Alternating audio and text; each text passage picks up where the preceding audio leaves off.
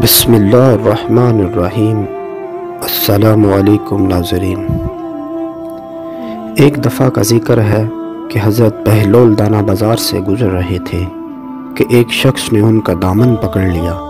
بہلول نے ان کی طرف دیکھا اور پوچھا، کیا بات ہے بھائی، مجھے کیوں روکا ہے؟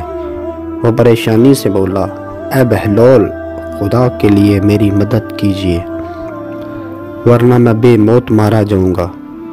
بہلول نے پوچھا، کیوں، خیریت تو ہے؟ وہ شخص تعصب سے کہنے لگا، بس خیریت ہی تو نہیں ہے، میری اس زبان نے مجھے آج مروا دیا ہے، میں نے اپنی موت کا سامان خود اپنے ہاتھوں کیا ہے۔ بہلول نے استحضار سے پوچھا، بتاؤ تو صحیح کہ ہوا کیا ہے؟ وہ شخص کہنے لگا، کیا بتاؤں جناب، اپنی حماقت کا حال اپنی زبان سے کس طرح کہوں؟ دراصل ہوا یہ ہے کہ حاکم کوفہ کی خدمت میں کسی نے ایک بے حد خوبصورت گدھا پیش کیا۔ سب لوگ اس کی تعریف کرنے لگے۔ کوئی کہتا تھا کہ یہ بہت اعلیٰ نسل کا گدھا ہے، کوئی کہتا تھا اسے خوب سجایا گیا ہے، کوئی کہتا تھا کہ یہ بہت چاق و چوبند اور محتاط ہے۔ میرے منہ سے تو یہ نکل گیا کہ یہ گدھا تو اتنا دانش مند ہے کہ اسے پڑھایا جا سکتا ہے۔ بس میرا اتنا کہنا تھا کہ حاکم کوفہ نے میری بات پکڑ لی۔ میرے مخالفوں نے اسے اور ہوا دی، یہاں تک کہ مجھے حاکم کوفہ نے حکم دے دیا کہ میں گدھے کو پڑھاؤں اور اپنا قول سچ کر کے دکھاؤں۔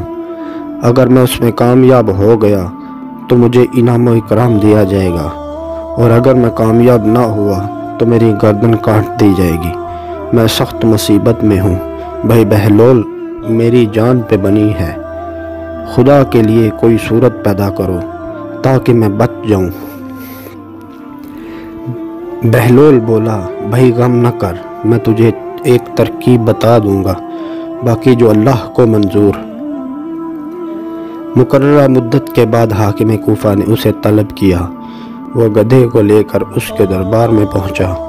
سارا دربار بھرا ہوا تھا اور لوگ بڑے شوق سے دیکھ رہے تھے کہ پڑھا لکھا گدھا کیوں کر اپنے فن کا مظاہرہ کرتا ہے۔ اس شخص نے گدھے کے سامنے کتاب رکھی اور گدھا صفحے الٹنے لگا۔ آہستہ آہستہ وہ تمام صفحے الٹ گیا، اور جب کتاب بند کر چکا تو اس نے زور سے اپنی محسوس آواز نکالنا شروع کر دی۔ حاضرین اور حاکم حیران رہ گئے اور انہوں نے تسلیم کر لیا کہ گدھا تمام کتاب پڑھ چکا ہے اور اپنی زبان میں اس کا اعلان کر رہا ہے۔ حاکم نے اس شخص کو بھاری انعام و اکرام دیا۔ وہ خوش واپس آیا اور بہلول کی خدمت میں پہنچا۔ جناب شیخ بہلول، یہ انعام و اکرام یہ سب آپ کا حق ہے، اگر آپ مجھے وہ ترکیب نہ بتاتے تو میں اپنی جان سے بھی جاتا۔ تو بہلول نے بے نیازی سے کہا، نہیں بھائی، یہ انعام و اکرام تمہیں مبارک ہوں، میں نے تو صرف ترکیب بتائی تھی۔ گدھے کے ساتھ محنت تو تم نے کی ہے۔ پاس کھڑا ایک شخص بولا، بھائی وہ ترکیب کیا ہے جس نے گدھے کو وہ ساری کتاب پڑھا دی؟ وہ شخص ہنسا اور بولا، اب تو میری جان بچ گئی ہے، سو اس ترکیب کو بتا دینے میں کوئی حرج نہیں کہ جس نے اپنے گدھے کو پڑھایا ہو وہ اس طریقے سے پڑھائے۔ ہاں بھائی بتاؤ، دوسرا شخص کہنے لگا۔ تو وہ شخص کہنے لگا، سنو بھائی، وہ کتاب جو گدھے کو پڑھانی ہو اس کے درمیان جوں رکھ دو، گدھے کو دن بھر بھوکا رکھو اور شام کو وہی کتاب اس کے سامنے رکھ دو۔ بھوکا گدھا کتاب کے صفحے الٹتا جائے گا اور جوں کھاتا جائے گا۔ 8-10 دنوں تک اس عمل کو دہراؤ